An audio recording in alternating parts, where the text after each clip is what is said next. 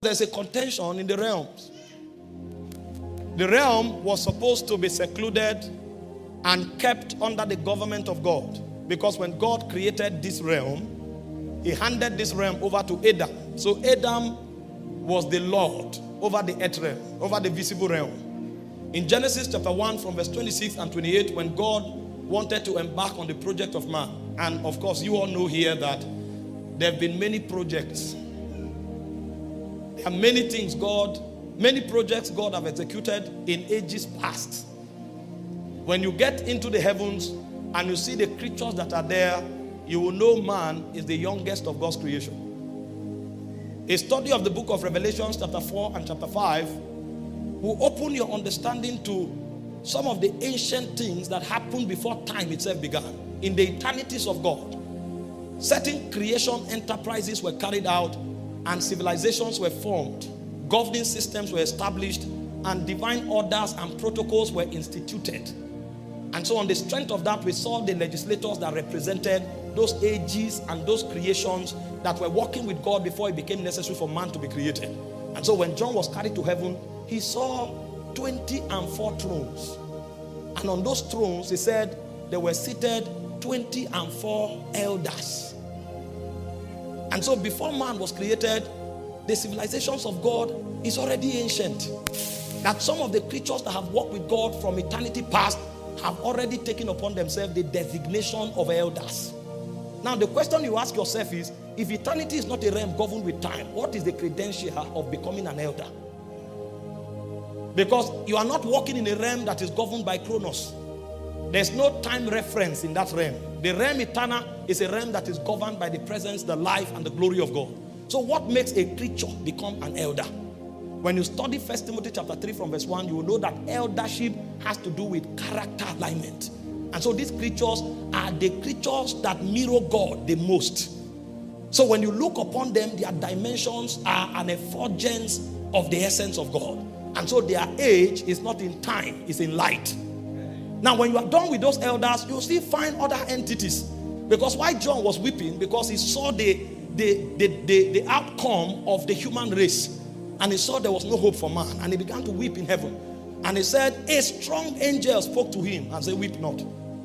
So after the elders, there are other angels that are called strong. Now what is the credential for strength in the spirit? So there are many creatures in Zion. And Paul, being a wise master builder, an architect of the spirit realm, decided to give us the strata of the spirit realm. And so in Colossians chapter 1 from verse 15, when Paul began to speak, he said Jesus is the first, because all things derive from him. And then after Jesus, he began to give us spiritual stratification. And the first thing he said was, they are thrones. That's why you see the 24 elders are recognized by the thrones they sit on. Because the highest rank in the realm of God is the rank of thrones. And only elders sit on thrones. Then when you are done with thrones, you now have what you call dominions. When you are done with dominions, you have what is called principalities. When you are done with principalities, then you have what is called powers. Then you have angels. Paul was the one giving us this strata in the spirit. So elders are occupants of thrones in the spirit. They co-rule with God. They are part of the legislative council of the spirit realm. And so when God wants to embark on a project, he can consult with the elders and tell them, this is what I have in mind. What do you think about it? This is why in the book of Job, the Bible said, when God created the earth, he said the sons of God sang into creation. Because of the authority they have with God, they've been given the privilege by God to participate in the enterprises of God as touching his agenda. But when you leave the elders, you now come to the dominions. The dominions are beings that God allocates his civilizations, his programs, and his realms to. And so while an elder is an occupant of a throne, a dominion is a possessor of a realm. And so when God created Adam in Genesis chapter 1 verse 28, he said, let them have dominion. So what God was doing was to establish Adam as one of the ranking princes in Zion. And what will give Adam the credential to participate among the princes in light is for him to become a possessor of a realm of God. And so the earth realm was wielded to Adam.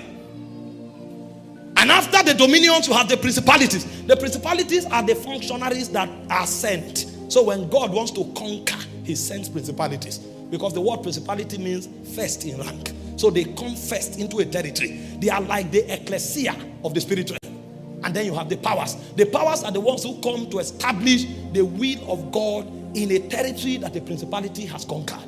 Now, the point I'm trying to make is this. When the earth realm was wielded to Adam, Adam was supposed to be the only lord of the earth realm. But unfortunately, he didn't realize that what he was doing was part of an ancient civilization. There is a government in the spirit that extends into the visible realm. And he was saddled with the responsibility of representing that realm on behalf of God. And so another dominion that lost its place in Zion came into the garden in the guise of a serpent. And he began to trade power with Adam.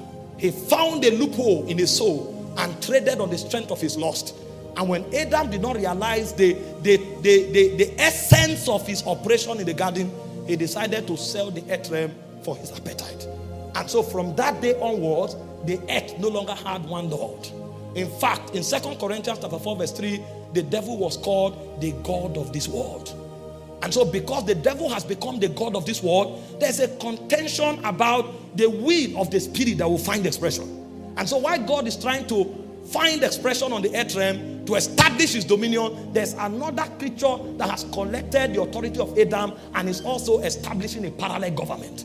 And so when God begins to give us prophetic insight into what he wants to do, he also gives us insight into what the Lord of the parallel government is doing. So we can be fortified with discernment in order to know how to order our step in a world that there is contention between spirits. The things that happen in the natural realm is a product of the politics of the spirit realm. There are princes in light contending to establish the dominion of Abba. And there are other princes in darkness also trying to establish the dominion of the new God of this world. And so why God is giving us a word for this year is to help shield us from all of the invasive strategies of the dominion in darkness. Because if this prophetic word does not come, we'll be without a covering. We'll become porous because we are not the only beings here. Every time you say thy kingdom come, it's a declaration of war. Because another spirit is establishing another kingdom. And so if you don't want to become vulnerable, you need to carry prophetic words. Prophetic words becomes the insurance system of the spirit that keeps you advancing the agenda of God, the devil's presence notwithstanding. And so when God told us it's a year of establishment, we are also aware that the devil is doing something.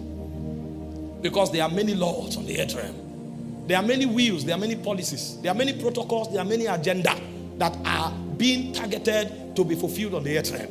And so for a man to fulfill God's agenda on the earth, he needs a prophetic word. So the idea of the prophetic word is not a church tradition. The idea of the prophetic word is a covering system that God creates for different tribes in the kingdom because of the unique assignment he gave to those tribes.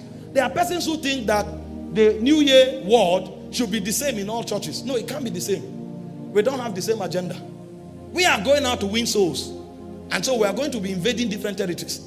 There's another tribe in the spirit that God will tell them not to go out, but to sit in the tent and establish people. The guy who is going out needs a different weapon from the guy who is in the tent. And so the word God will give the guy who is going out will be different from the word God is giving the one who will sit in the tent. This is why the New Year messages are not the same. It's not because we are not hearing from God. It's because our assignments are different. And so the words we require for covering will be different. In Psalm 107 verse 20, he said he sent his word and he healed them and he delivered them from all oppression, because there will be activities of darkness. And as we begin to approach the end of the age, this activity will be intensified. And because this activity will be intensified, you cannot go forward without a prophetic word.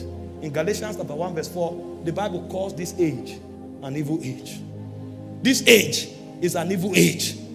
In Psalm 74 verse 20, he said the dark places of the earth are the dwellings of the habitations of cruelty.